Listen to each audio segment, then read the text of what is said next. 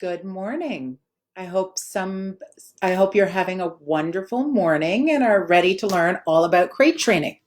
I'm mostly going to talk about a puppy today, but please feel free to ask me questions about other dogs. Um, I think whether it's a puppy or you're bringing in an adult rescue dog or you have an adult dog that you feel you want to crate train, the concepts are pretty well the same. There's just a couple of things I change when I'm um, for the different types of dogs. And of course, always, every dog is different, and you always have to take that into consideration. So let me open questions to see if I see them. Okay, so I feel there are many reasons to crate train a dog. The biggest one in my eyes is teaching the dog self-control. What I mean by this is a dog that understands that what is outside the crate is not available. When a dog is in a crate, he is constantly obviously seeing his outside world. And every time, let's say, you drop food on the floor and he goes, oh, yeah, that's not available. Somebody runs by, let's say you have a puppy who chews people's pants and somebody runs by, they're going, oh, that's not available. So that skill of learning that's not available, that is the same skill that your dog has to understand to come when called. When you're asking a dog to come when called, that means he has to remove himself from the environment and come to you. That means unavailable. Walking well on leash. Walking well on leash is a constant practice of not being available. The dog's walking down the street, he sees a cat run by. For him not to pull, not to scream, not to lunge, he needs to understand that cat's not available. So I feel all this begins by training how to stay in a crate quietly. Um, Sometimes there'll be situations where the dog is incapable of staying in a crate, and that's okay. You have to work through those. You have to build that. With a puppy, for sure, you have to build all of that. But starting at the beginning in a nice, quiet house is going to still give you that skill. Without a doubt, it is much easier to start with a puppy or a brand new dog than to start with an adult dog that has already been in your house and acquired freedom. It is always easier to take freedom away or to give freedom than to take it away. So a dog who's crate trained, you can slowly start giving them freedom and they'll be appreciative of their freedom. They'll enjoy their freedom. But when you put them back in the crate, they're like, yeah, that's okay. A dog who's had all the freedom they wanted and now is crated is gonna complain like you would if you had your freedoms taken away. Look at us during social isolation, how we're all complaining and all we're being asked to do is sit on the couch. It's just what happens. Whenever there's a big change, you complain. The dog complains. That's a lot of what this crying and whining and screaming is. The problem is what we do with that crying, whining, and screaming is going to create a dog who's crate trained or going to create a dog who's going to lose his mind every time you try to put him in a crate. Of course, you want to follow some good guidelines, right? You want to make sure they're getting lots of exercise and a lot of mental stimulation. I am not saying put them in a crate, walk away, and don't talk to your dog. You want to give them stuff to do in the crate, a frozen Kong, meaty bones, quality rawhides. Even if right now they're not touching those things, that's okay. We're going to build to that. My goal is never to isolate the dog, though sometimes if the dog can't control himself in a situation, I will move the crate to a quieter room, but we'll get to that. My goal is not to isolate the dog. My dog is to teach him what is and isn't available. That means my crate or X pen with a puppy is in the center of my house. In my house, that would mean it's in the kitchen. When we're sleeping or when we're leaving the house, then I put him in a crate, or her this time. I put her in a crate because I don't trust her not to be able to get out of the X pen or not to try. Again, I never want her to figure out she can get out of an X pen because that leads to a dog who respects baby gates for the rest of their lives. Every time I put the dog in the crate, they're rewarded by a handful of kibble. With a puppy, I pick them up, I put them in the crate, and then I drop the kibble in front of them. This creates a dog who drives into the crate and doesn't come around back to you. So if you're trying to feed them out of your hand, they're going to go in and come back out because you're rewarding them. But if you throw it in front of them, they will drive in. After a few days, I start putting them down. So by this time, before I start the next step, you should have a dog that as soon as you put them down, start snuffling around in front of them looking for their, usually I use kibble. For some dogs, you may have to go higher value like cheese or hot dogs or Benny Bullies or anything. After a few days, I start putting them down just outside the crate. So their front feet are basically just outside the lip of the crate or the X pen, and then I let them go. Now they've understood that going into the pen gets rewarded. So they usually just jump right in and you reward them. Slowly, this is how you start adding a little distance, a little distance. What I see a lot of my clients do is they stand next to the crate and they say crate, crate, crate, crate. And the dog stands there and looks at them. And they get more and more frustrated. And the dog gets more and more frustrated and then starts playing, well, you can't catch me. Here's what I feel is happening. The dog doesn't understand the word crate. Whenever you're teaching a cue, you want to first create the behavior, driving into the crate, before you put the word. Being English-speaking people, we like to talk a lot. So we feel if you say the word often enough, the dog will understand the word. That's not how it works. In fact, the dog's like, you're putting all this pressure on me. You keep yelling crate. I don't know what it means. I'll just run away. And now you've got that dog that plays keep away every time you try to put it in the crate. I had a friend's dog who stayed with me for a week they told me, they're like, you have to catch him. He's really hard to catch. He's really hard to put in the crate. Within a week of putting him in, picking him up, putting him in, throwing the cookies in, he was driving into the crate from 5 feet away. Trust me, this little change makes a huge difference. I will include a video in the comments below of my 8-week-old border collie starting to build a little drive into her X-pen. It's very cute. So now there's coming out of the crate. So you want to wait till the dog is calm. Now I know everybody says, oh, I'm supposed to wait till the dog is quiet. Most of the time, I don't want just quiet. I want settled. Be careful in your dog is quiet, meaning they stop to inhale because they've been howling for an hour.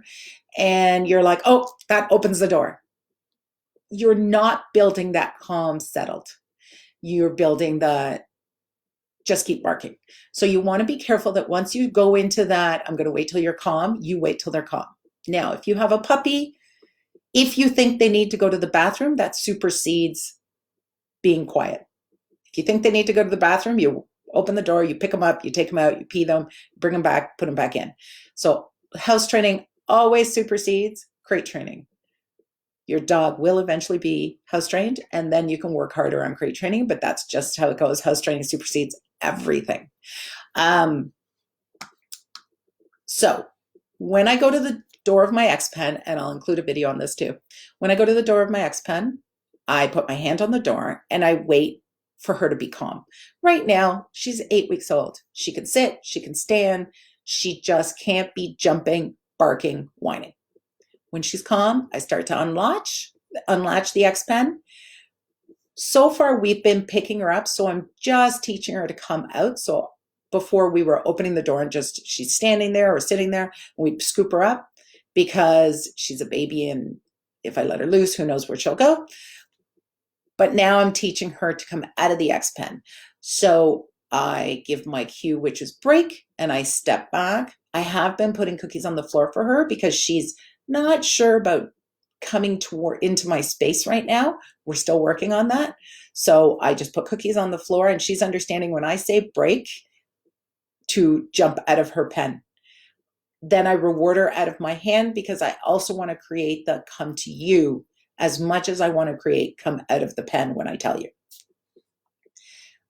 And if this keeps building, eventually they learn to stay in their X-pen or crate with the door open, and this eventually learns to staying on a bed. It all builds from the beginning crate training. I know some of your dogs are going to scream, and I realize how hard this is to listen to, but I also know the benefits far outweigh the drama. I was just reading today people saying how crates weren't needed, their dogs did fine without them. Oh, I've left my dog in the house. He's 8 months old. He's never done anything. Those dogs are rare and far between. Most puppies left alone in a house are going to scream, possibly, possibly not, but they're going to chew, they're going to go to the bathroom. House training with a crate is so much easier because you can control them, right? If they have freedom and they start to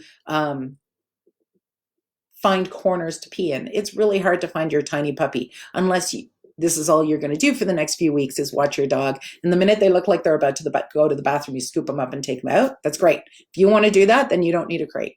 But if you want to sit down and watch TV, read a book, play on your computer, sleep, then it's much easier with a crate because they quickly understand not to go to the bathroom in the crate. If your dog is going to a bathroom in the crate, you might use a smaller crate. So you might put a box at the back of the crate so that reduces the area. Some dogs will pee in one corner and sleep in the other. You really want them to not have that ability. So you want the crate small enough that if they go to the bathroom, unfortunately, they're pretty well lying in it. What we're hoping for is they don't like that, and then they stop doing that, and that'll teach them to start to hold it. The other thing is take the bedding out of the crate. It is really easy for a puppy to go to the bathroom in bedding and sleep in the other corner because it absorbs it. If you take away the bedding, there's a puddle, and they don't like that, which I don't blame them.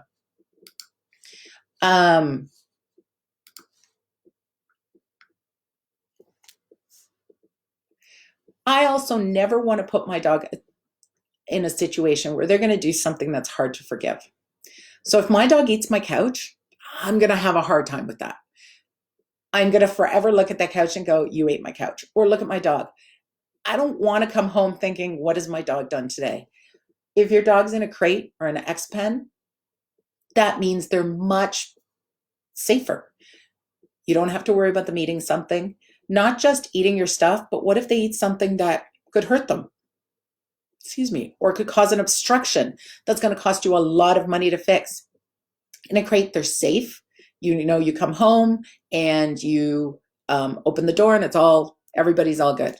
My very first dog, I did crate. I crated him at night. We never crated during the day. And I remember how annoying it was. Every time you sat to watch TV, you were trying to keep an eye on him, but he'd wander away and he ate stuff. He ate my pair of my pants. He ate my pillows. He constantly ate stuff.